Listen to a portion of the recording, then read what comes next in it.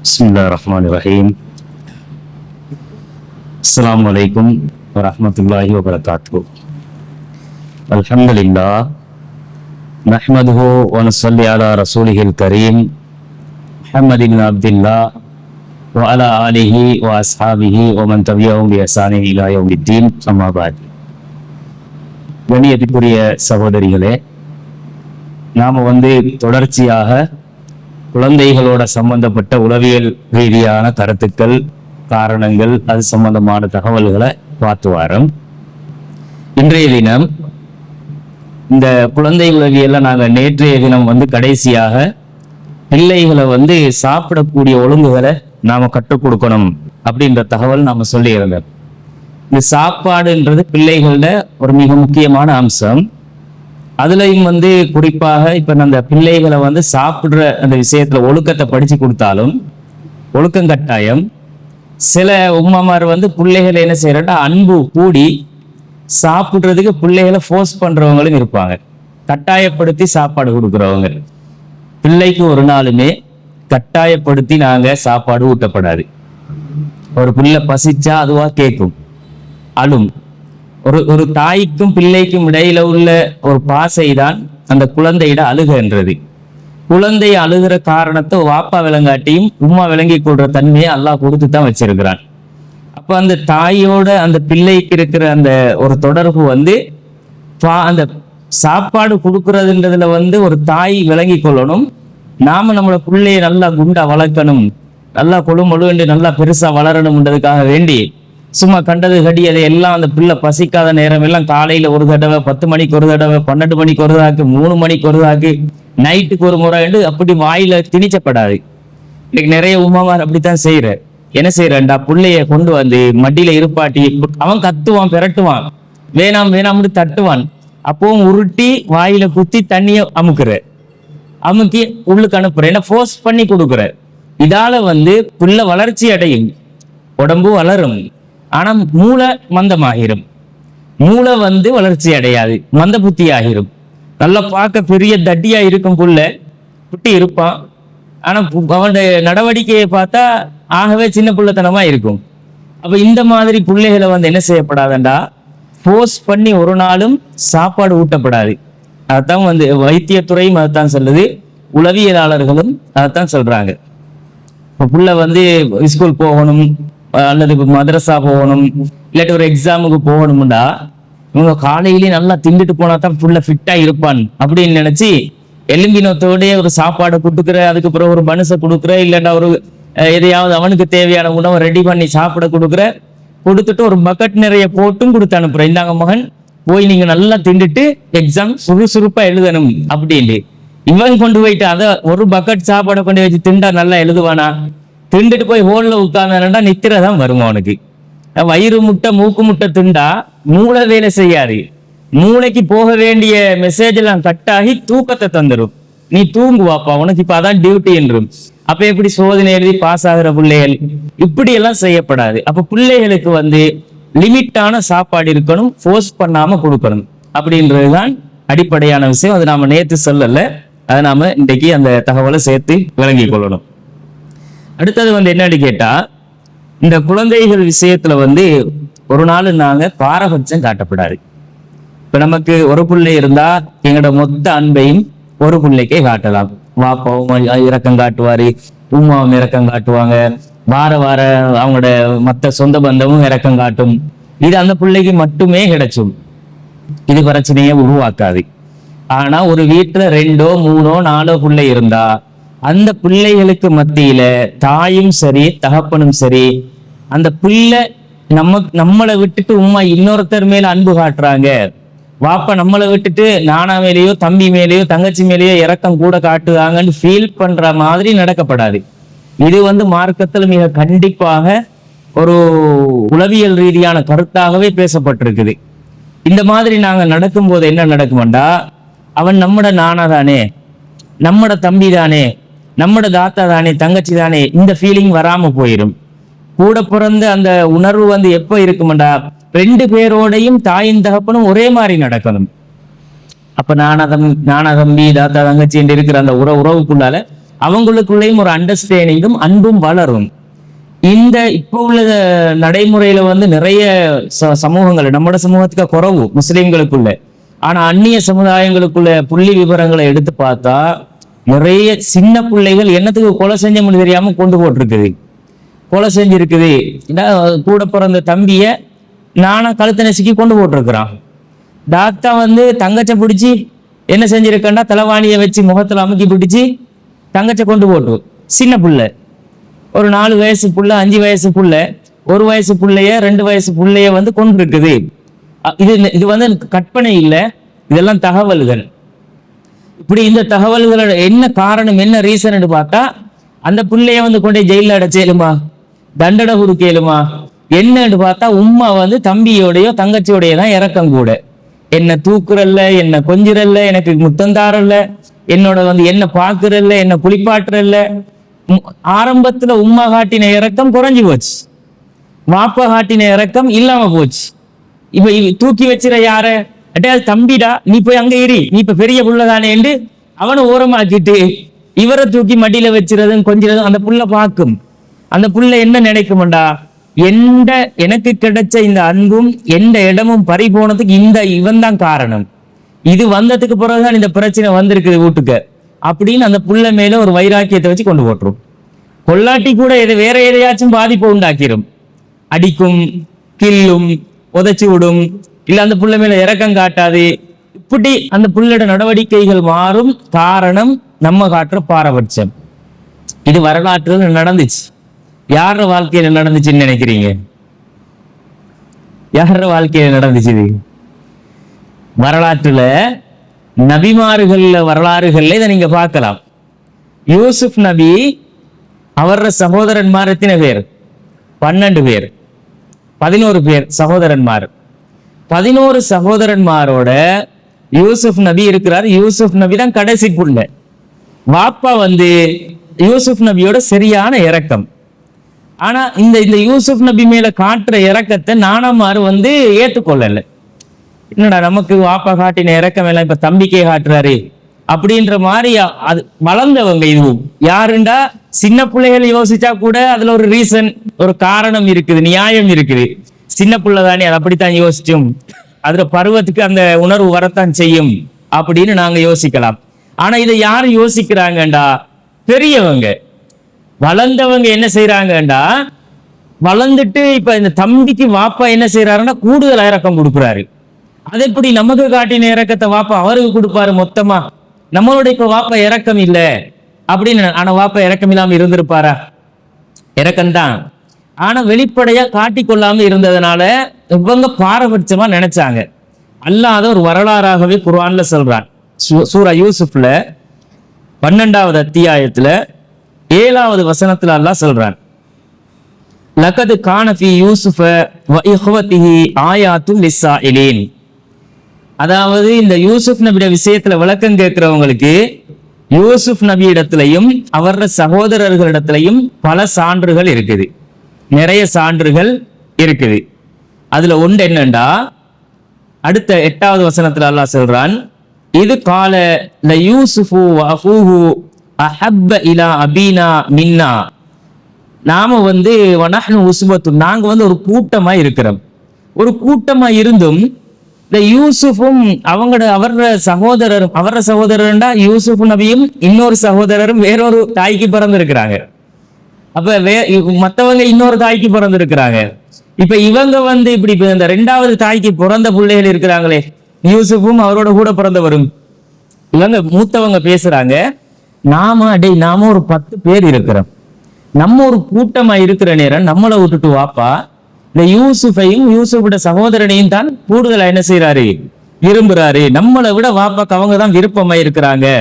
இன்ன அபானா லஃபீல் அலாலி முபீன், நம்மளோட வாப்பா வந்து வழிகிட்டு போயிட்டாரு, அதை எப்படி நம்மளை விட்டுட்டு அவங்க 2 பேருக்கும் இறக்கம் காட்டுவாரு அப்படின்றாங்க. சொல்லிட்டு என்ன முடிவெடுக்கிறாங்க தெரியுமா? இதான் அந்த பாரபட்சத்திட விளைவு. 9வது வசனத்துல அல்லாஹ் சொல்றான், அந்த 10 பேரும் கூடி முடிவெடுக்கிறாங்க, உக்துலு யூசுஃப கொன்றுவோம், யூசுஃப கொண்டு போட்டுருவோம் அப்படிங்கிறாங்க. அல்லது அவித்ரஹூஹு அர்லன் யஹில்லு லக்கும் வஜு அபீக்கும் வதகூன மின் பஅதிஹி கௌமன் சாலிஹீன். அப்ப இவரை வந்து கொல்லணும், இல்லாட்டி இவரை எங்கேயாவது கூட்டிட்டு போய் ஒரு தூரத்துல வீசிட்டு வந்துடணும். யூசுப் நபி அழகானவரும் கூட. அவரை வரலாற்றுல எந்த அளவு அழகண்டா, இந்த உலகத்துல வந்து அப்படி ஒரு அழகாலாம் கொடுக்கல யாருக்கும். அப்படி ஒரு அழகாகவும் சின்ன பிள்ளையாகவும் இருந்ததுனால வாப்பா கூடுதலான இரக்கம் காட்டிட்டாரு. இவங்களுக்கு அது பிடிக்கல. இப்ப ரெண்டு முடிவு தான், ஒன்று இவரை கொல்லணும், இல்லாட்டி கொண்டு எங்கேயாச்சும் வீசிட்டு வந்துடணும் அப்படின்னு முடிவெடுக்கிறாங்க. முடிவெடுத்ததுக்கு பிறகு என்ன நடந்துச்சுன்னு சம்பவம் இல்லை நமக்கு தெரியும் தானே. யூசுப் நபியோட வரலாறு என்ன செய்யறாங்கடா, வாப்பட்ட வந்து கெஞ்சி கூத்தாடி, நாங்க போய் தனியா விளையாடுறோம், தம்பியை அனுப்ப மாட்டீங்களா, தம்பியை மன்னித்து விடுங்களை, நாங்க கூட்டிட்டு போய் விளையாடுறோம்னு. இப்ப அவருக்கு விருப்பம் இல்லை, ஏதாச்சும் பண்ணிடுவாங்களோன்னு அவருக்கு ஒரு மனசுல ஒரு குறுகுறுப்பு. இல்லப்பா அந்த சின்ன பிள்ளையா இருக்கிறான் எல்லாம் சொல்லுவாங்க. எங்களை நம்பிக்கை இல்லையா உங்களுக்கு, நாங்க எங்கட தம்பியை பார்த்துக்க மாட்டோமா, இப்படி தந்திரம் பண்ணி கூட்டிட்டு கொண்டு ஒரு பாலுங்கிணத்துல தள்ளிட்டு வந்துட்டாங்க. ஒரு ஆட்டை பிடிச்சு அறுத்து சேற்ற யூசுப் நபியோட சேற்றுல எல்லாம் ரத்தத்தை தடவி கொண்டாந்து அழுது அழுது வாராங்க, பொய்க்கு அழுது வாராங்க. வந்து வீட்டுல வாப்பட்ட சொன்னாங்க, யூசுஃபை ஓனாய் பிடிச்சிட்டு போயிட்டு, இந்த பாருங்க சேற்றுல ரத்தம். அவர் பார்த்துட்டு, இது வந்து பிதமின் கதிப், இது பொய் ரத்தம், இது யூசுஃபோட ரத்தம் இல்ல, நான் அல்லாஹ் கிட்டே பொறுப்பு கொடுக்குறேன், ஏண்ட கவலை துக்கம் எல்லாம் அல்லாஹ் கிட்டே நான் சாட்டுறேன் அப்படின்ட்டு வாப்பா அழுது அழுதே அவரோட கண் பார்வை போச்சு. குர்ஆன் சொல்ற வரலாறு. அப்ப இது ஏன் நடக்குதுண்டா, பிள்ளைகளுக்கு மத்தியில ஒரு தாயின் தகப்பனும் பிரிச்சு பார்க்க ஆரம்பிச்சாங்களா, பிரச்சனை வந்து கொலைன்ற லெவலுக்கு வந்து நிற்கும்.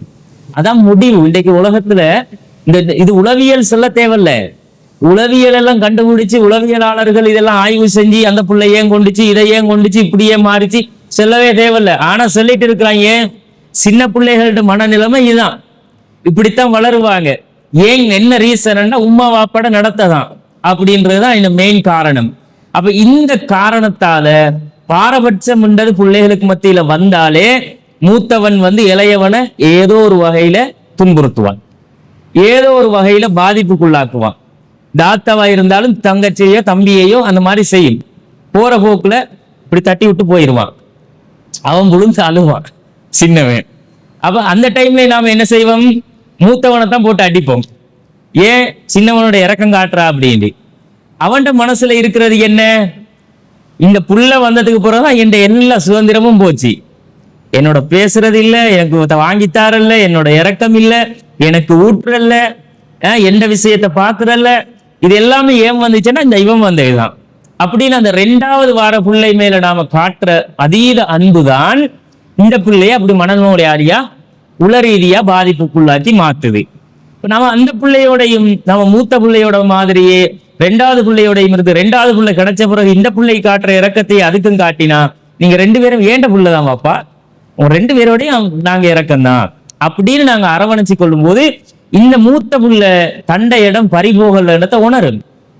எனக்கு எந்த சுதந்திரம் அப்படியே தான் இருக்குன்னு அது ஃபீல் பண்ணும். எந்த உமாவும் அப்பாவும் என்னோடையும் இறக்கம் தான்னு அந்த பிள்ளை வந்து உணர்ந்தா இந்த பிள்ளைய பாதுகாப்பா பார்க்கும். யூசுப் நபியை கூட கிணத்துல தள்ளுறதுக்கு காரணம் அவங்களோட ஃபீலிங் வேறையானதுதான். உடனே கிணத்துல தள்ளிட்டு வந்து ஓனாய் பிடிச்சிட்டு போயிட்டுட்டாங்க. அப்ப இந்த வரலாற்றுல இருந்து நாங்க முக்கியமாக பெற வேண்டிய படிப்பினைன்றது, ஒரு தாயோ தகப்பனோ ரெண்டு பேரும் இருந்தாலும் சரி, பிள்ளைகளுக்கு மத்தியில நீதமாக பாரபட்சம் காட்டாம ஒரே மாதிரி நடக்கணும். கொஞ்சம் எப்படியுமே நம்மளோட மனசு என்ன செய்யும், சின்ன பிள்ளையில தான் கூடுதலான இறக்கத்தை காட்டும், அது பச்சை குழந்தைடா அப்படின்னு சொல்லி நாம கைப்பிள்ளையில தான் மேல் மிச்சமான இறக்கத்தை காட்டுவோம். ஆனா அந்த அடுத்த பிள்ளை வந்து நம்மளை விட்டுட்டாங்கன்ற ஃபீலிங் வந்துடப்படாது. அதுக்கு அப்படி ஒரு உணர்வை விதைச்சிராமத்தான் பிள்ளைகளை வந்து தாய் தகப்பன் அரவணைச்சு கொள்ளணும் என்றதை இதுல நாம பார்க்கிறோம். இல்லாட்டி அந்த பிள்ளை உள ரீதியாக பாதிக்கப்படும். ரசூல் ஸல்லல்லாஹு அலைஹி வஸல்லம் காலத்துல இப்படியான சம்பவம் நடந்துச்சு. நபிகள் நாயகம் ஸல்லல்லாஹு அலைஹி வஸல்லம் அவங்கள்ட்ட வந்து இந்த அன்பளிப்புகள் கொடுக்கறதானே, கிஃப்ட் கொடுக்கறதானே, நாம வந்து நமக்கு பிடிச்சவங்களுக்கு, நம்மளோட புள்ள குட்டிகளுக்கு, நம்மளோட கூட பிறந்தவங்களுக்கு அன்பளிப்பு கொடுக்கறது வந்து மார்க்கத்துல அனுமதி இருக்குது. அது ஊக்குவிக்கப்பட்டிருக்குது கொடுக்கறதுக்கு. அன்பளிப்பு கிஃப்டை வந்து நான் விரும்பக்கூடிய ஒரு ஆளுக்கு போய் ஒரு கிஃப்டை கொடுக்குறேன், அவங்க அதை சந்தோஷமா எடுத்துக்குவாங்க. பிள்ளைகளுக்கு மத்தியில கிஃப்ட் கொடுக்கறது இருந்தா அது எப்படி கொடுக்கணும்ன்றதுக்கு ஒரு வழிகாட்டல் இருக்குது. பிள்ளைகளுக்கு கிஃப்ட் கொடுக்கணும். கிஃப்ட் கொடுத்தா ஒரு பிள்ளைக்கு வாங்கிட்டு வந்து மத்த பிள்ளைய விட்டுட்டோம்டா அது மிகப்பெரிய அநியாயம். இந்த புள்ள வந்து சந்தோஷப்படும் போது அந்த புள்ள கவலைப்படும், இந்த புள்ள விளையாடும் போது அந்த புள்ள பார்த்துட்டு இருக்கும், இந்த புள்ள தின்னும் போது அந்த புள்ள அதை நினைச்சு ஏங்கும். அப்ப இதனால வந்து அந்த புள்ளையோட மனநலம் பாதிக்கப்படும். இப்ப இந்த பிள்ளைகளுக்கு மத்தியில நாங்க அன்பளிப்பு செய்யறதா இருந்தா அந்த அன்பளிப்பு 2 பிள்ளைண்டா 2 பிள்ளைக்கும் ஒரே மாதிரி இருக்கணும், 3 பிள்ளைண்டா 3 பிள்ளைக்கும் ஒரே மாதிரி இருக்கணும். நான் இத்தனை பிள்ளை இருந்தாலும் சமமான அன்பளிப்பாக அது அமையணும், கொடுத்த மாதிரியே கொடுக்கணும். கொடுக்க வாப்பட்ட வசதி இல்லாட்டி வாங்கிட்டு வராம வந்துடணும். ஒரு பிள்ளைக்கு தான் இருக்குது, சரி சின்ன பிள்ளைக்கு வாங்கிட்டு போவோம் அப்படின்னு வாங்கிட்டு வந்தா அது சின்ன பிள்ளைக்கு நீங்க என்ன ரீசன் சொன்னாலும் புள்ளோட மனசு அதை ஏற்காது.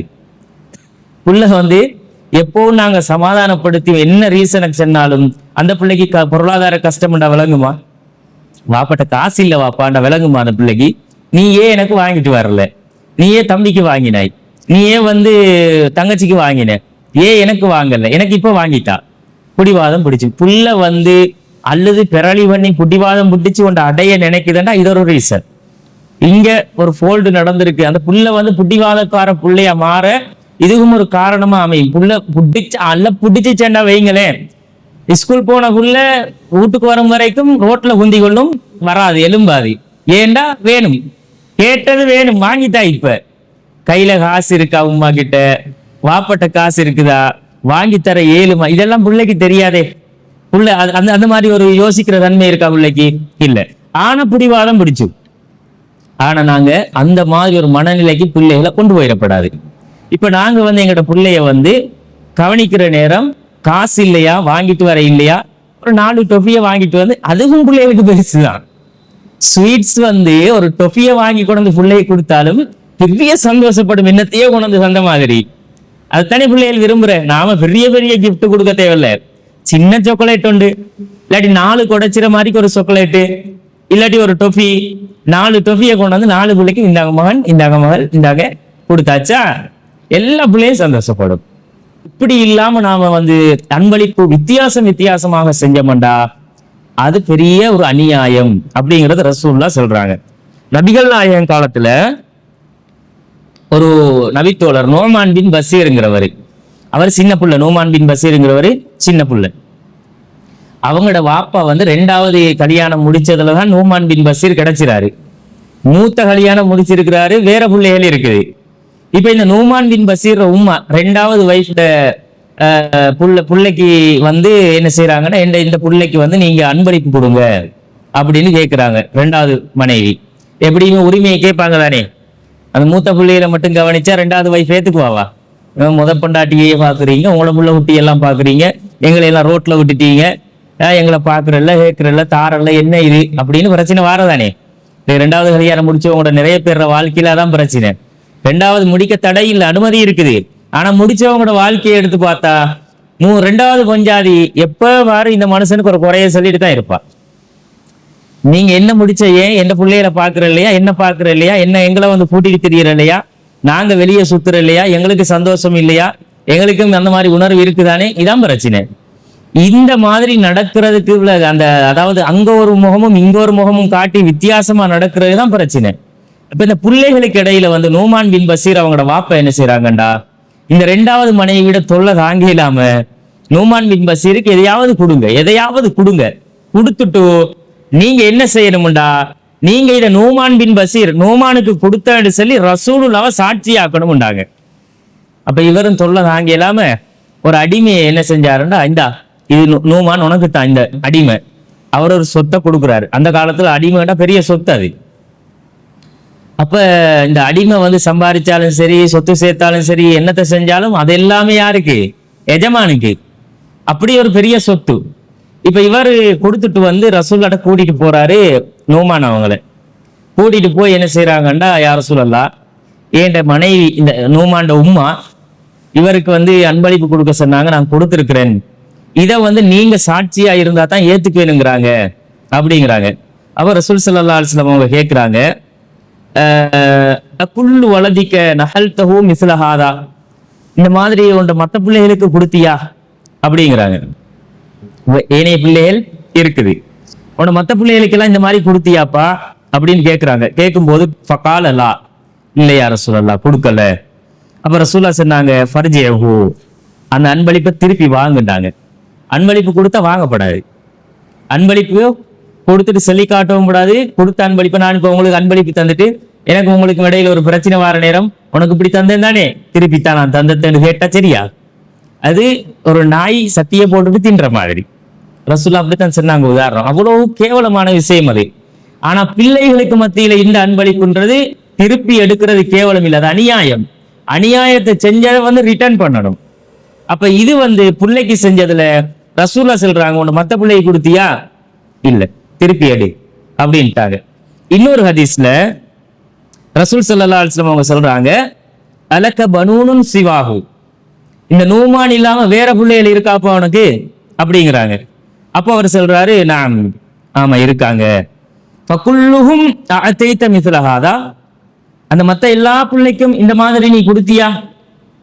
எப்படி? இதான் கேள்வி. மத்த பிள்ளைகளுக்கு எல்லாம் இதே மாதிரி கொடுத்தியாப்பா அப்படின்னும் போது இல்ல கொடுக்கல யார் சொல்லலான்ற உடனே ஃபலா ஃபலா உஷிது அலா ஜௌரின், இந்த அக்கிரமத்துக்கு அநியாயத்துக்கு என்னைய சாட்சியாக்காத, நான் சாட்சியா வரமாட்டேன்னுட்டாங்க. அப்ப கொடுத்தது ஒரு பிள்ளைக்கு, பாதிக்கப்பட்டிருக்கிறது 3 பிள்ளை. உதாரணத்துக்கு சொல்றேன், அவருக்கு எத்தனையோ பிள்ளை இருந்திருக்கலாம், பாதிக்கப்பட்ட மற்றது 3 பிள்ளை. இப்ப இந்த ஒரு புள்ள மட்டும் எடுத்துட்டு போனா நீ இது அநியாயம் செய்றாய், இந்த அநியாயத்துக்கு நான் சாட்சியா இருக்கணுமா அப்படின்னு என்ன செய்யறாங்க, ரசூலுல்லாஹ் கண்டிக்கிறாங்க. நீ கொடுத்ததை திருப்பி வாங்கி, கொடுக்குறேன்னா சமமா கொடுன்றாங்க.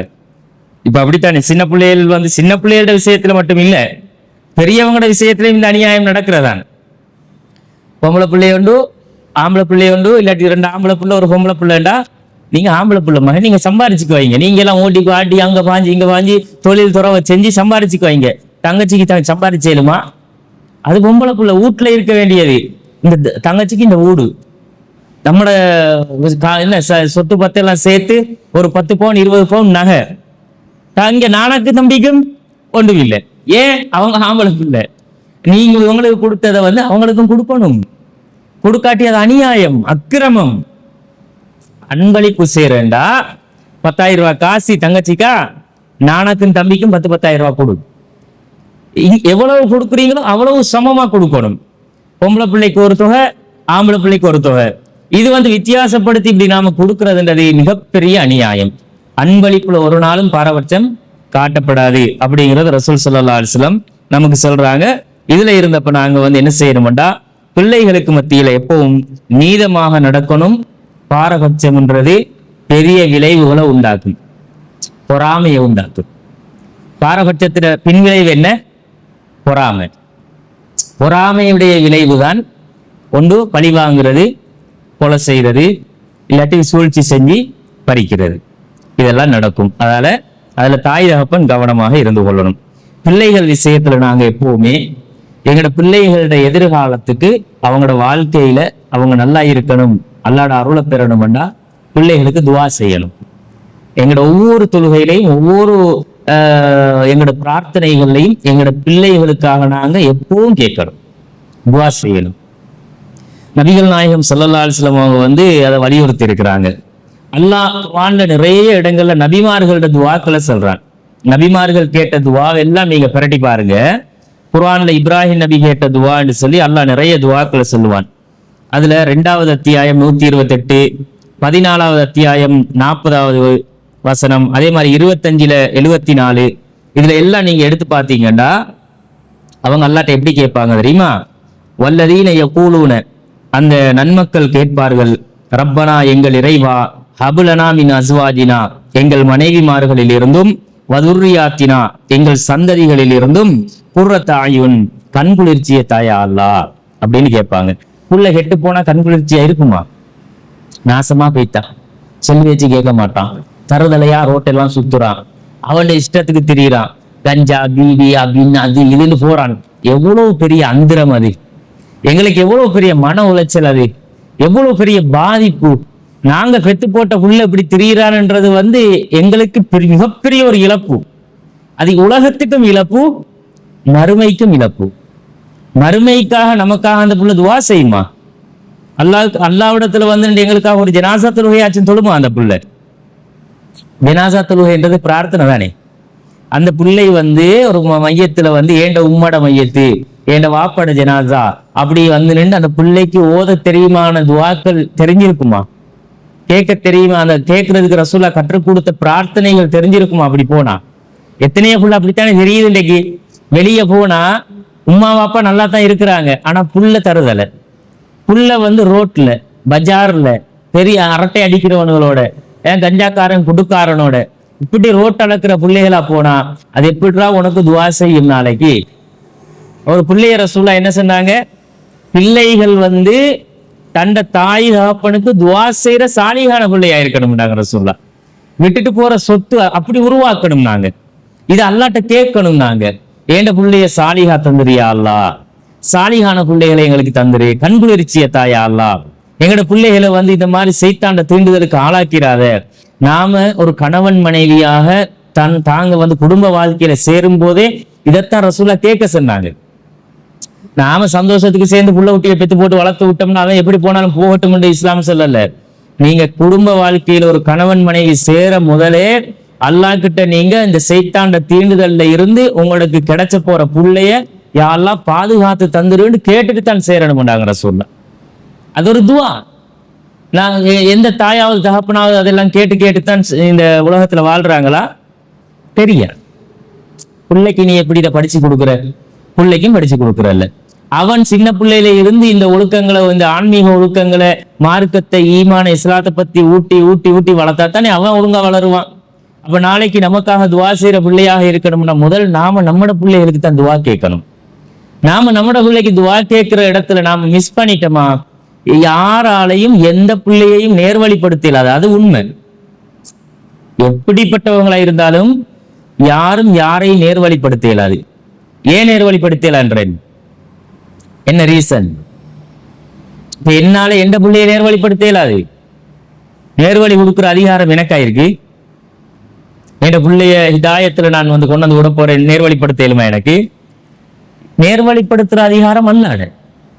நேர்வழியை சொல்லி கொடுக்கிற கடமை என்ற கடமை தானே என்ற அதிகாரம் எனக்கு இல்லை. நபிகள் நாயகம் ஸல்லல்லாஹு அலைஹி வஸல்லம் அவங்களோட சாச்சாவுக்கு வந்து நேர்வழி கிடைச்சணும்னு ரசூலா கவலைப்பட்டாங்க. நேர்வழி கிடைச்சிச்சா? கவலைப்பட்டாங்க, சொல்லி கொடுத்தாங்க. நேர்வழியில் அவன் தான் போனாரு. அல்லாஹ் நேர்வழி கொடுக்கல. கவலைப்பட்டதுக்கு அல்லாஹ் என்ன சொன்னான், நபியே நீங்க நினைச்சவங்களுக்கு எல்லாம் நேர்வழி கொடுக்க இயலாது. இன்னக்கலா தஹதி மன் அஹ்பப்த வலாக்கின்னல்லாஹ் யஹ்தி மன் யஷா. அவன் நாடினா தான் ஹிதாயத். நம்மளோட பிள்ளைக்கு நாடாட்டி கிடைச்சாது, உண்ட பிள்ளைக்கு இல்லடான்ட்டா. நூஹ் நபியோட மகன் யாரு? நூஹ் நபியோட மகன் யாரு? நூஹ் நபி கப்பலை கட்டி எல்லாரையும் மூமின்கள் முஸ்லீம்களையும் ஏற்றி கொண்டு போறதுக்கு இருக்கும்போது மகனும் நூஹ் நபியோட கொண்டாட்டி என்ன சொன்னாங்க, ஓ பாலைவனத்துல கப்பல் ஓட்ட போறீங்களான்னாங்க. வாப்பா பரிகாசம் செஞ்சது மகன். கடைசியா வெள்ளத்துல அடிபட்டு போற நேரமும் வாப்பா அந்த இறக்கத்துல இருக்கமான யாபுடன் இருக்கமான வலாத்தக்கும் மின்னல் காஃபிரின், என் வாப்பா என்னோட வந்து ஏறிக்கடாண்டாரு. என்னோட வந்து ஏறிக்க காவிரா போயிடாத, அந்த இறக்கம் பாருங்க. கடைசி நேரத்துல யாச்சும் என்னோட வந்துட மாட்டானா? அவன் அப்பவும் பெருமை அடிச்சுட்டு போய் செத்து போயிட்டான். அப்ப அவரோட மகனுக்கு கிடைச்சலையே அந்த ஹிதாயத்து. அல்லாஹ் கொடுக்க நாடினா தான் ஹிதாயத். அப்ப யார்கிட்ட கேட்கணுமாண்டா, எங்கட கையில ஒன்றும் இல்லையா அல்லாஹ், நீ எங்கட புள்ள குட்டிய சாலிகா தந்துரு, சாலிகான பிள்ளைகளா எங்களுக்கு எங்கட சந்ததிகளை தந்துரியா அல்லாஹ் அப்படின்னு சொல்லி கேட்கணுமா.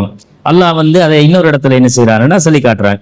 எப்படின்னா, ரப்பனா எங்கள் இறைவா, வஜஅல்னா முஸ்லிமீன லக்க, உனக்கு எங்களை கட்டுப்பட்டவர்களாக ஆக்கிரு, வமின் துர்ரியத்தினா, எங்கட சந்ததிகளையும் உனக்கு கட்டுப்பட்டவங்களாக ஆக்கு, வதுர்ரியத்தினா உம்மத்த முஸ்லிமா, கட்டுப்பட்ட சமுதாயமாக எங்கட சந்ததிகளை ஆக்கியா அல்லாஹ் அப்படின்னு கேட்கணுமா துவா. இந்த துவா நாங்க வந்து கேட்கறதும் இல்லை, இதை கேட்க எங்களுக்கு பாடமும் இல்லை. சரியா? ஆனா இந்த துவாக்களை பாடமாக்கி கேட்கணும். எங்கட பிள்ளைகளோட எதிர்காலம் நல்லா இருக்கணும். எங்கட பிள்ளைகள் எதிர்காலத்துல வந்து இந்த கெட்டு போயிடக்கூடாது. மோசமாக போயிட்டாங்கண்டா அவங்களும் பாதிக்கப்படுவாங்க, உலகத்திலையும் மறுமையிலையும். நாங்களும் உலகத்திலையும் மறுமையிலையும் பாதிக்கப்படுவோம். அப்ப எங்களுக்கு கிடைச்ச பெரும் பாக்கியம்ன்றது பிள்ளைகள். அந்த பிள்ளைகள் என்ற மிகப்பெரிய செல்வத்தை துஷ்பிரயோகம் செஞ்சிடப்படாது. அதை துஷ்பிரயோகம் செஞ்சிட்டோம்டா நாங்களும் நஷ்டப்படுவோம், பிள்ளைகளும் நஷ்டப்படுவாங்க அப்படிங்கிறத கவனத்துல வச்சுக்கொள்ளணும். அடுத்தது, இந்த பிள்ளைகளுக்கு வந்து ஒழுக்கங்களை படிச்சு கொடுக்கணும். ஒழுக்கம் விழுப்பம் தரலால் ஒழுக்கம் உயிரிலும் ஓம்பப்படும் அப்படின்னு ஒரு பழமொழி சொல்லி வச்சிருப்பாங்க. இது கூடுதலா இந்த தமிழாக்கள் தான் சொல்ற. ஒழுக்கம்ன்றது வாழ்க்கையில வந்து எப்பவுமே இருக்கணும். அது உசுரை விட மேலா பார்க்கணும் ஒழுக்கத்தை. ஒழுக்கத்துக்கு ஒரு பிரச்சனைன்னா உசுறு போனாலும் போராடணும் அப்படின்னு சொல்லி வைப்பாங்க. இந்த ஒழுக்க வாழ்க்கைன்றதுதான் இஸ்லாம் போதிச்சதை. பண்பாடுகள், அதபுகள், அகலாக்குகள் என்றது தானே ஒட்டுமொத்தமாக இஸ்லாம் அதபு, அதாவது ஒழுக்கங்களை சொல்லி தந்த மார்க்கம். நாம சின்ன பிள்ளையில இருந்து எப்படி இருக்கணும், நம்மளோட தேவைகளை எப்படி நாங்க செஞ்சு கொள்ளணும், எப்படி சாப்பிடணும், எப்படி அம்மா அப்பாவோட நடக்கணும், எப்படி ஆடை அணியணும், எப்படி வெளியே போகணும், எப்படி மற்றவங்களோட இருக்கணும், எப்படி பேசணும், இது எல்லாமே எங்களோட நடவடிக்கைகள் ஒட்டுமொத்த வாழ்க்கையுமே ஒழுக்கமாகத்தான் இஸ்லாம் படிச்சு தந்திருக்கு.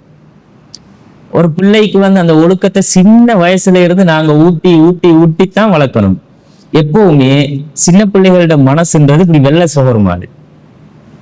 இது ஒரு வெள்ளை சுகர், இது ஒயிட் போர்டு. இதுல ஒன்றுமே இல்லைன்னு வைங்களேன், இதுல நாங்க வரைகிறதுதான் சித்திரம். இந்த போர்ட்ல நாங்க எதை வரைய நினைச்சிரோமோ அதை வரைஞ்சா அதான் வரும். எப்படியும் வரையலாம். ரசூல் ஸல்லல்லாஹு அலைஹி வஸல்லம் அவங்க சொன்னாங்க, குல்லு மௌலூதின் யூலது அலல் ஃபித்ரா. எல்லா பிள்ளைகளுமே இயற்கையாகவே இஸ்லாம் என்ற ஒரு அந்த தன்மையை வந்து உள்ளத்துல ஏந்தி கொண்டவங்களா தான் துனியாவுல பிறப்பாங்க. சரியான மார்க்கத்தை பின்பற்றுற தன்மை இருக்கும் அவங்களுக்கு. ஆனா அவங்களோட உம்மா வாப்பா வளர்க்குற முறையில தான் அவங்க நெருப்பை வணங்குறவங்களாக, சிலைகளை வணங்குறவங்களாக மாறுறாங்க அப்படிங்கிறாங்க. எங்கட பிள்ளையே பள்ளிக்கு வருது, எங்கட பிள்ளைக்கு நாங்க பள்ளிக்கு போகணும்ன்ற உணர்வை சொல்லி கொடுத்ததுனால 5 நேரம் தொழணும், நாம முஸ்லீம், நமக்கு ஒரு கடவுள் தான் இருக்கிறான், அவனைத்தான் வணங்கணும், அவனை விட்டுட்டு நாம மற்றவங்களை வணங்க போனா அல்லாஹ் நம்மளை தண்டிப்பான். இதெல்லாம் நாம சின்ன வயசுல அது பிள்ளைக்கு விளங்கியோ விளங்கலையோ அது மனசுல போடக்கொள்ள அது வந்து பெருத்து அதுல பாரதூரங்களை விளங்கி கொள்றது வேற. ஆனா சின்ன வயசுல அந்த பிள்ளைக்கு கொடுக்கப்படுற அந்த உணர்வுன்றது அதுல ஆள் மனசுல பதியும். ஆள் மனசுல பதிஞ்சா அந்த பிள்ளைக்கு தெரியும், நாம தொழணும், குர்ஆன் ஓதணும், பள்ளிவாசலுக்கு போகணும், எங்களுக்கு வந்து ஒரு கடவுள் தான் இருக்கிறான். இதெல்லாம் அந்த பிள்ளையுடைய வாழ்க்கையாக பிரதிபலிக்கும். ரசூலுல்லாஹ் சொன்னாங்க, பிறக்கும் போதே பிள்ளை அப்படித்தான் பிறக்குது. அந்த உம்மா வாப்பா தான் என்ன செய்வாங்கன்னா அப்படி மாத்திடுவாங்க. அப்ப ஒரு வெள்ளை சுகர்லயோ ஒரு வெள்ளை ஒயிட் போர்ட்லயோ ஒரு வெள்ளை பேப்பர்லயோ நாங்க ஒரே ஒரு கருப்பு புள்ளியை வச்சாலும் அது தெரியும். பிளக் மார்க், பிளக் மார்க்கை நாங்க உண்டாக்கினோம்டா புள்ளட மனசுல, நீ போ மகன், நீ நினைச்ச மாதிரி நீங்க வெளியாயிருவீங்க, சந்தோஷமாயிருவீங்க, நல்லா உங்களோட இஷ்டத்துக்கு நீங்க என்ன செய்யுங்க, வாழுங்க. அப்படி விட்டோம்னா ஆடல் பாடல் கூத்து கும்மாளம் தேவையில்லாத கேளிக்கைகள் எல்லாத்துலயும் நாங்க பிள்ளைய விட்டோம்டா முழுக்க முழுக்க இந்த ஒயிட் போர்ட்ல எல்லாம் கருப்பு புள்ளி தான் இருக்கும். வெள்ளை பக்கம் அப்படியே கருப்பால நிறையும். அதனால ஒரு லாபமும் நமக்கும் இல்லை, நம்மட பிள்ளைகளுக்கும் இல்லை. அப்ப ஒழுக்கம்ன்றது வந்து ஒரு ஒரு மனுஷன் வாழ்க்கையில ஆக பெரிய ஒரு பகுதி ஒழுக்கம். அந்த ஒழுக்கத்துல வந்து பிள்ளைகளோட மற்றவங்களோட நடக்கக்கூடிய அஜ்னபி மஹ்ரமி என்ற ஒழுக்கம் ஆகப்பெரிய ஒழுக்கம். சரியா? சின்ன பிள்ளைகளுக்கு சட்டம் இல்லைதான், ஆனா சின்ன பிள்ளைகள்ல இருந்து அதை நாங்க சொல்லி கொடுக்கணும். இவங்க நமக்கு அனுமதிக்கப்பட்டவங்க, இவங்க நமக்கு அனுமதி இல்லாதவங்க. நாம இவங்களோட தான் அந்யோன்யமாக நம்மட அந்த அஜ்னபி என்ற உறவை பேணணும், மஹ்ரமி என்ற உறவை பேணணும். இவங்க நமக்கு அனுமதிக்கப்படாததுனால இவங்களை இந்த லிமிட்டுக்குள்ளதான் நாங்க இவங்களோட பழகணும். லிமிட்டேஷன் அவங்களுக்கு கண்டிப்பா சொல்லி கொடுக்கணும். இன்னைக்கு உலகத்துல இந்த பிள்ளைகளுக்கு வந்து எஜுகேஷன்ல ஒரு பகுதி என்ன செய்வாங்கன்னா, இன்னைக்கு நம்ம நாட்டிலையும் இருக்கு, நம்ம நாடுகளை விட இந்த வளர்ச்சி அடைந்த நாடுகள்ல வந்து கூடுதலாக இருக்குது பேட் டச் குட் டச்ன்னு சொல்லி கொடுக்கிறது. பேட் டச் குட் டச், நல்ல தொடுதல் மோசமான தொடுதல். நல்ல தொடுதல்னு சொன்னா இப்படி இப்படி தொட்டாங்கன்னா உங்களோட இறக்கமா இருக்காங்கன்னு அர்த்தம். உங்களை இந்த இடத்துல அந்த இடத்துல பிரைவேட் பார்ட்ஸ்ல தொடுவாங்கன்னா இது இவங்க உங்களோட மேல மோசமான ஒரு பார்வையை பார்க்காங்க, நீங்க அதுக்கு இடம் கொடுக்கப்படாது, இப்படி சொல்லி கொடுக்குறாங்க. இது ஸ்கூல்ல பாடம் நடத்த தேவையில்லை, ஸ்கூல்ல டீச்சர் பாடம் நடத்தணுமா? இதை டீச்சர் இல்ல நடத்தணும் உம்மா. வாப்பா. இந்த ஒழுக்கத்தை பிள்ளைக்கு நாம வீட்டுல படிச்சு கொடுத்தோம்டா அந்த புள்ள வெளியே போகும்போது அந்த பிள்ளைக்கு தெரியும் நாம எப்படி நடக்கணும், யார் யாரோட எப்படி இருக்கணும். ஆனா நாங்க திறந்து விட்ட மாட்டுக்காலையை திறந்து விட்ட மாதிரி பிள்ளைகளையும் திறந்து விட்டா அந்த புள்ள போற போக்குல போச்சேன்டா. இன்னைக்கு நாட்டோட நிலைமை என்ன தெரியுமா?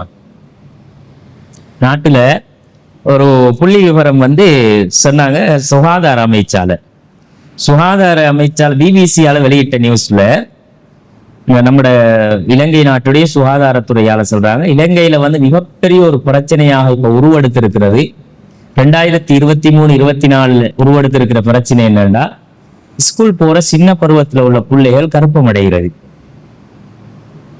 10 வயசு பிள்ளையில இருந்து 15 வயசுக்கு உட்பட்ட நிறைய பிள்ளைகள் ஸ்கூல் போற பருவத்திலேயே ஸ்கூல்ல அவங்களுக்கு இடையில ஏற்படுற மோசமான அந்த காதல் என்ற ஒரு தொடர்பால ஆம்பளை பிள்ளை பொம்பளை பிள்ளை என்ற அந்த உறவு ஒழுக்கத்தை நாம சொல்லிக் கொடுக்கலையே என்றா அவங்களுக்கு இடையில இந்த மோசமான தொடர்பு பிரெக்னண்டா மாறிடுறாங்க பொம்பளை பிள்ளைகள். ஆம்பளை பிள்ளை பாதிக்கப்படுவானா? இதுல யாரு பாதிக்கப்படுறது? அப்ப ஒரு பொம்பளை பிள்ளை, அந்த பொம்பளை பிள்ளையோட குடும்பம். 10 வயசுக்குள்ள பிரெக்னண்டா இருந்தா நம்மளோட வீட்டுக்கு அப்படி ஒரு நிலைமை வந்தா எங்களோட சிச்சுவேஷன் எப்படி இருக்கும்? 2023ஆம் ஆண்டு 163 பிள்ளைகள் ஸ்கூல் போற பருவத்துல பிரெக்னன்ட். இது உத்தியோகபூர்வமாக பதிவு செய்யப்பட்ட தகவல். உத்தியோகபூர்வமாக பதிவு செய்யப்படாம இதை விட கூடுதலா இருக்கும் என்றார். அம்மா அப்பாவோட கௌரவத்துக்காக, பிள்ளைடைய எதிர்காலத்துக்காக, வெளியே தெரிஞ்ச அவமானம் வெக்கக்கேடுன்றதுக்காக சீக்கிரட்டா வச்சு மறைச்சி அழிச்சு கொண்டு பிள்ளைய பாதுகாக்கிறதுனால நிறைய தகவல் வெளியே வராம இருக்கு. யாரும் விரும்புவாங்களா இந்த புள்ள பிரெக்னன்ட் கொண்டு பப்ளிக்கா காட்டுறதுக்கு? 10 வயசுல விரும்ப மாட்டாங்க. அப்ப அப்படி ஒரு சிச்சுவேஷன் இருக்குது. இந்த 2024ஆம் ஆண்டுல 213 பிள்ளைகள் பிரெக்னன்ட். 2024 ஸ்கூல் போற பிள்ளைகள், அதுல ஒரு 10 வயசு புள்ள, பொம்பளை புள்ள. ஆனா இதுல எதுலையுமே முஸ்லிம்கள் இல்லை. இந்த புள்ளி விவரத்துல யாரும் முஸ்லிம்கள் இல்லை. அதான் அல்லாஹ் செஞ்ச அருள். ஏன்னு கேட்டா, எங்கட பிள்ளைகளுக்கு நாங்க சின்னத்திலேயே நாங்க கொடுக்கிற இந்த ஒழுக்க பயிற்சிகள்ன்றது அவங்களுக்குள்ளால் ஒரு வெட்க உணர்வை உருவாக்கும். ரசூலுல்லாஹ் என்ன சொன்னாங்கண்டா, இதாலம் தஸ்தஹி ஃபஃபல் மாசித், இதாலம் தஸ்தஹி, நீ வெட்கப்படலாட்டி விரும்பினத்தை செய்வாயிண்டாங்க. சின்ன வயசுல பிள்ளைக்கு டிக்டாக் போட இதை கொடுத்தா, போனை கொடுத்தா, உம்மா பாப்பா டான்ஸுக்கு சப்போர்ட் பண்ணினா, இந்த பிள்ளை உலகத்துப்பட்ட துனியாவில் கிடக்கிற அம்புட்டு மோசமான வேலையையும் செய்யறதை அங்கீகரிச்சா, அது போய் நாளைக்கு இந்த மோசமான வேலையை செஞ்சுட்டு வர்றதுல ஒரு ஆச்சரியமும் இல்லை. அந்த பிள்ளைக்கு எப்படி தெரியும் நம்ம 2 பேரும் இந்த மாதிரி சேரணும்ன்றது? 10 வயசுல உள்ள எங்கட காலத்துல, அந்த காலத்துல தெரியுமா 10 வயசு பிள்ளைகளுக்கு குடும்பம் நடத்துறது? எங்கட உம்மா மாறுற காலத்துல தெரியுமா? உம்மா மாறுற காலத்துல தெரிஞ்சிச்சா? ஏன்னா அவங்களுக்கு இந்த சோசியல் மீடியாவோட தாக்கம் இருக்கல்ல. சோசியல் மீடியா அன்னைக்கு ஊடுகளுக்குள்ளால எப்ப தாக்கம் செலுத்திச்சோ அதுல விளைவுல இதுவும் உண்டு. இந்த பிரச்சனைகள், இந்த பிள்ளைகள் சீரழிஞ்சு போறதே முக்கியமா மொபைல் போனாலதான். 10 வயசு பிள்ளை சீக்கிரட்டா ரூமுக்கு கதவடைச்சிட்டு போன் கால் பேசுதண்டா, யாரோட பேசுது என்ன பேசுன்னு உமா அப்பாவுக்கு தெரியாட்டி அந்த பிள்ளை நாளைக்கு கேடு கட்டுத்தான் போகும். இன்னைக்கு எல்லாம் ஆன்லைன் கிளாஸ் தானே, எல்லா கிளாஸும் ஆன்லைன்ல தான். சார் படிச்சு கொடுக்குற பிள்ளைகள் உமா கிட்டையும் வாப்பா கிட்டையும் போனை வாங்கி கொள்ற, அதுவும் ஐபோன், ஸ்மார்ட் போன், ஆளை விட பெரிய போன், அது நமக்கே யூஸ் பண்ண தெரியாது, இன்னும் ஐபோன். அந்த பிள்ளைகள் ஃபிங்கர் பிரிண்ட்ல எல்லாத்தையும் வச்சுட்டு இருக்குது. அப்படி சும்மா அந்த படிப்பு இருக்கோ இல்லையோ போன் அத்துப்படி. இந்த பிள்ளைகள் நாசமா போறதுக்கு இதான் நாம தான் வாசலை திறந்து கொடுத்தோம். சைத்தான கொண்டு வீட்டுக்க கொடுத்துட்டு, என் புள்ள படிச்சுது, எந்த புள்ள படிப்பப்பா, படிக்கிறதுக்கு நாங்க அப்படி சப்போர்ட், படிச்சுட்டு தான் போய் மடியில சுமந்துட்டு வாரு. என்ன படிப்பு படிச்ச புள்ள? படிச்சதா? படிக்கிறனா நீ நடுவழுக்கெடு, வீட்டுக்கு முன்னால வை, பிள்ளைய ஸ்கிரீன்ல போட்டு படிச்சவை, படிச்சு முடிஞ்சா கிளாஸ் முடிஞ்சா ஓஃப் பண்ணி போனை வாங்கு. கிளாஸ் போடுற பிள்ளைட மட்டுக்கு போன் கையில, அந்த புள்ள போனா 10 பேருக்கு போன் நம்பரை கொடுக்கும், பேசுறவன் பேசுவான், சந்தர்ப்பம் கிடைச்சா நாசமாக்கி போட்டு போயிடுவோம். ஆம்பளை பிள்ளைகள் அவனுக்கு என்ன இருக்குது? அப்ப பெண் பிள்ளைகள் இன்றைக்கு உள்ளங்கையில நெருப்புத்தணலை வச்சுட்டு அலையிற மாதிரி ஒரு நிலைமை. பொம்பளை பிள்ளைகளை வளர்த்து ஆளாக்கி அதை பருவ வயசுக்கு கொண்டு வந்து கல்யாணம் கச்சேரி பார்த்து அதை கரையேற்றுறது உம்மா பாப்பாக்கு நெருப்புத்தணலை கட்டிட்டு அலையிற மாதிரி. அப்படி முதலே மாதிரி காலம் இல்லை இது. ஆரம்பத்தில எல்லாம் பிள்ளைகள் வீட்டுக்கு தான் வளர்ந்தாங்க, வீட்டுலதான் இருப்பாங்க. அவங்களுக்கு வெளியே போறோம்னா ஒரு நானா வேணும், பாப்பா வேணும், உம்மா வரணும். இன்றைக்கு பிள்ளைகள் ஹேண்ட்பேக்கை கொடுக்குது, கிட்ட அடிச்சுது, அது பாட்டுக்கு தனியா போகுது. யாரான்னு பார்த்தா 10 வயசு 12 வயசு பிள்ளை, 12 வயசு 15 வயசுக்குள்ள பிள்ளையெல்லாம் டவுன்ல தெரியும் தனியா. பிரச்சனை இல்லை, பாதுகாப்பு இருந்த பிரச்சனை இல்லை. நீ ஒழுக்கமா திருடிட்டு வருவியா, உனக்கிட்ட அந்த நம்பிக்கை இருக்கா, உண்ட ஈமான உண்ட கற்ப உன்னால பாதுகாக்கலுமா, போய்வா, பிரச்சனை இல்லை. தடை இருக்கா இஸ்லாத்துல?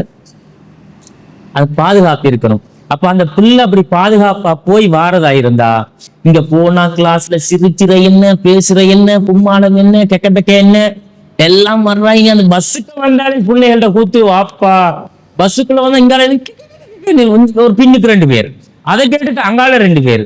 இதெல்லாம் வந்து என்னவான்னு ஜொலி.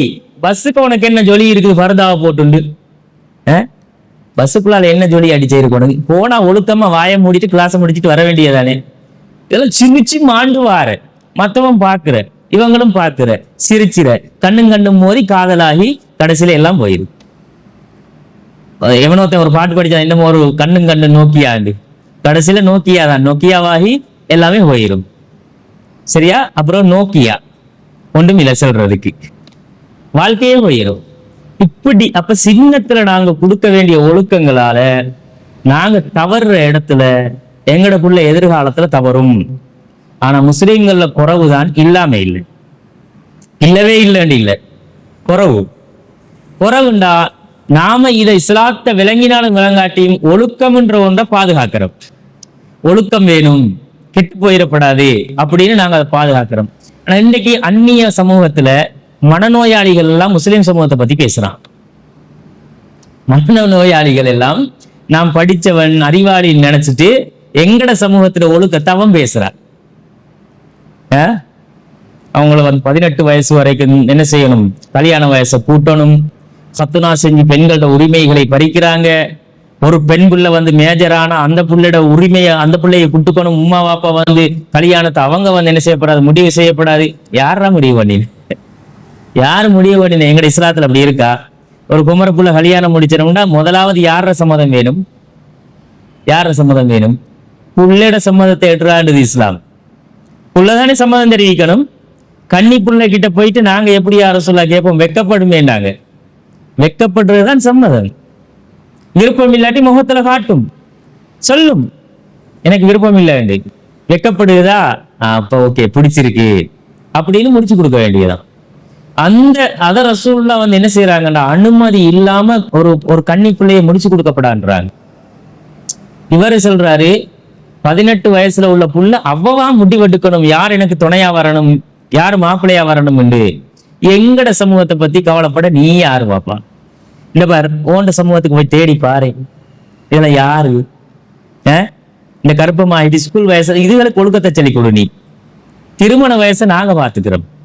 எங்கட சமூகத்துக்கு எத்தனை வயசுல கல்யாணம் முடிச்சு கொடுக்க, அதெல்லாம் எங்கட மதம் சார்ந்த கலாச்சாரம் சார்ந்த விஷயங்கள்.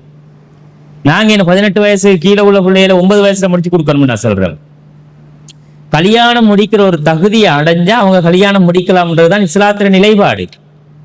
ஆனா ஒரு 18 வயசு வரைக்கும் உள்ள காலப்பகுதி வந்து அந்த பிள்ளைகளுடைய ஆரோக்கியத்துக்கான ஒரு காலப்பகுதி. அவங்க 18 வயசு அடைஞ்சு அவங்களுக்கு முடிக்கிறதுக்கு தகுதி வந்துட்டு அப்படின்னு முடிச்சு கொடுக்கும். அதுல மாற்று கருத்து இல்லை, பிரச்சனை இல்லை. இத பேச நீ யாரு வாப்பா? அந்த சமூகத்துல புருஷனை வச்சுட்டு பொண்டாட்டி இன்னொருத்தனோட ஓடுற பிரச்சனைகள் இல்லையா? நம்ம சமூகத்துல மட்டும்தானா இருக்கு? 10 வயசுல 15 வயசுல கர்ப்பமாயிட்டு வந்து வீட்டுல தலைகுனிஞ்சி வாழ்றவங்க இல்லையா? அது எங்கட சமூகத்துல இருக்கு. பெண் அடிமைத்தனம்ன்றது இஸ்லாத்துல கிடையாது. அல்லாஹ் குர்ஆன்ல சொல்றான், லா யஹில்லு லக்கும் அன் தரிசு நிசா கர்ஹான்றார். உங்களுக்கு வந்து பெண்களை பலாத்காரமா அடைகிற உரிமை இல்லை. பலாத்காரமா முடிச்சிடாது. முடிச்சா அந்த பொம்பளை முறையிட்டா உடனே பிரிச்சணும். ரசூலுல்லாஹ் ஒரு சஹாபி பெண்மணி வருவாங்க, யா ரசூலல்லாஹ் என் உம்மா வாப்பா விருப்பம் இல்லாம முடிச்சு வச்சுட்டாங்க, எனக்கு விருப்பம் இல்லை. அப்படியாம்மா, உனக்கு விருப்பம் இல்லையா? சேர்ந்து வாழுமா, 6 மாசம் டைம் எடுத்துக்க, ஒரு 3 மாசம் டைம் எடுத்துக்க. இப்படி ரசூலுல்லாஹ் என்ன செய்யல, காலக்கெடு கொடுத்து ஒன்று பிரிச்சு வச்சுட்டார்.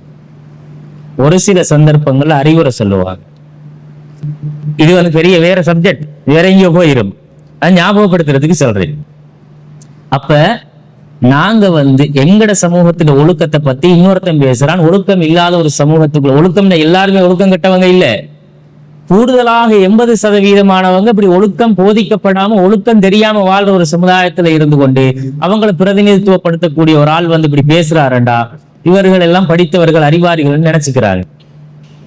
கத்னான்றது அது பெண்களுடைய ஆகப்பெரிய உரிமை. அந்த அந்த அந்த உரிமையில நாங்க கை வைக்கவே கூடாது. கத்னா இஸ்லாத்துல கிடையாது.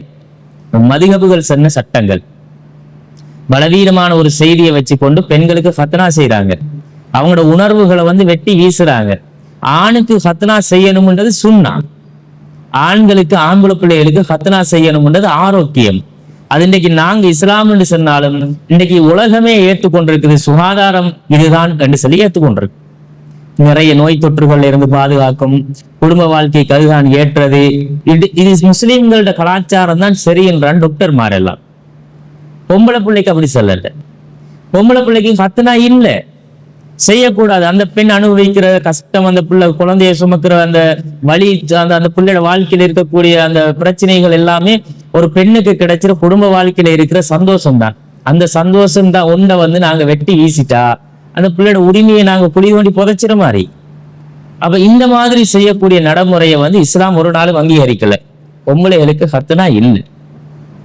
ஒரு சில ஹதீஸை வச்சுக்கொண்டு குண்டக்க மண்டக்கையா விளங்கி விளப்பம் இல்லாத குழப்பமாக்கி மதுஹபு சட்டம் இமாம்கள் அவர்கள் இவர்கள் சொன்னாங்கன்னு இவங்க வந்து என்ன செய்யறாங்கன்னா கத்னாவை பொம்பளைகளுக்கு செய்யணும்ன்றாங்க. நாங்க கத்னா இல்லைன்ற பொம்பளைகளுக்கு.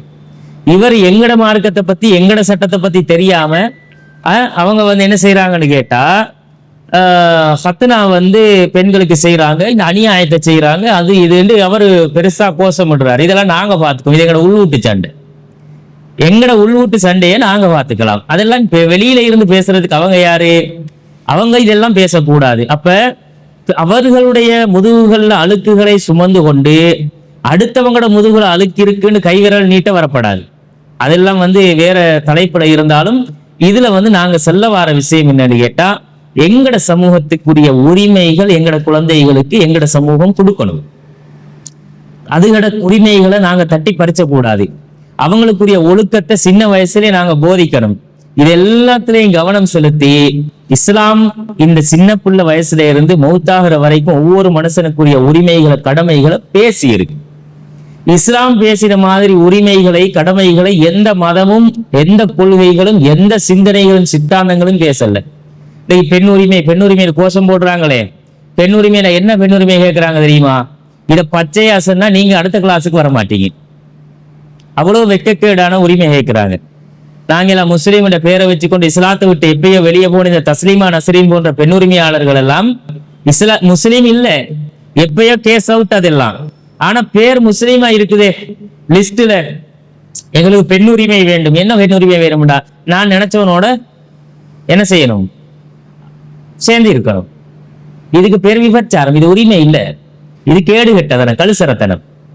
இதை வந்து உரிமை எடுத்து கேட்கிறாங்க. தான் விரும்பிய ஆணோடு தான் வாழ்க்கை நடத்துறது, அதுவும் கல்யாணம் முடிச்சு இல்ல, நினைச்ச மாதிரி.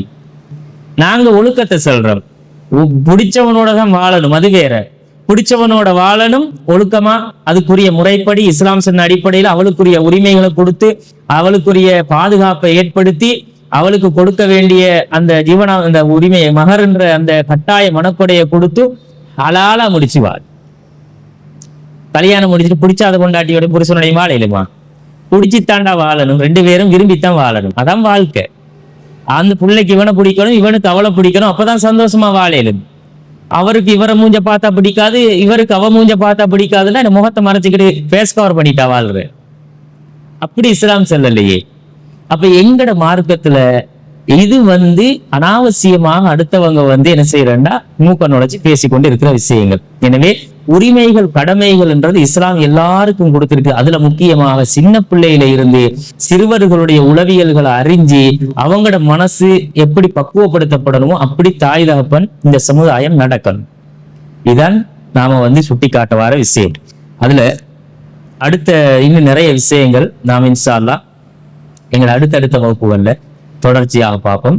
இன்னைக்கு நாம ஞாபகப்படுத்தினது வந்து பிள்ளைகளுடைய உணவு விஷயங்கள்ல தாய் தகப்பன் ஒழுங்கா நடந்து கொள்ளணும். அடுத்தது அந்த பிள்ளைகளுக்கு மத்தியில வந்து எப்பவுமே நாங்க பாரபட்சம் காட்டக்கூடாது. பாரபட்சம்ன்றது பாரதூரமான விளைவுகளை உண்டாக்கும். அந்த பிள்ளைகள் அல்லாஹ் எங்களுக்கு தந்த சொத்துக்கள் வரங்கள் அவங்கள வந்து நாங்க என்ன செய்யணும், அல்லாஹ் கிட்ட எங்களுக்கு சாலியான கண்குளிர்ச்சியான பிள்ளைகளா ஆக்கி தர சொல்லி துவா கேட்கணும். கடைசியா பிள்ளைகளுக்குரிய ஒழுக்கத்தை நாங்க கண்டிப்பா போதிக்கணும். அஜ்னபி மஹ்ரமி ஒழுக்கம் போதிக்கணும். இதுல ஆடை விஷயங்கள் எல்லாம் இருக்கு. நாம் அதெல்லாம் பிறகு நாளைய தினம் தொடர்ச்சியா பார்ப்போம். இந்த ஆடை விஷயங்கள், அஜ்னபி மஹ்ரமி என்ற இந்த சட்டம் என்ற விஷயங்கள், அடுத்த ஆண்களோட இவங்க அந்த பழகக்கூடிய நேரத்துல தொடுதல்கள் என்ற அந்த சிக்கல்கள், இதெல்லாம் வந்து கவனத்துல கொண்டு எங்களோட பிள்ளைகளுக்கு நாங்க சின்ன வயசுல இதை ஊட்டி வளர்க்கணும். அதைத்தான் நாம இன்றைக்கு ஞாபகப்படுத்திருக்கோம். இன்ஷா அல்லாஹ் வரக்கூடிய நாட்கள்ல ஏனைய விஷயங்களை தொடர்ச்சியாக பார்ப்போம். வாஹிரு தஅவானா அல்ஹம்துலில்லாஹி ரப்பில் ஆலமீன். அஸ்ஸலாமு அலைக்கும் வரஹ்மத்துல்லாஹி வபரகாத்துஹு.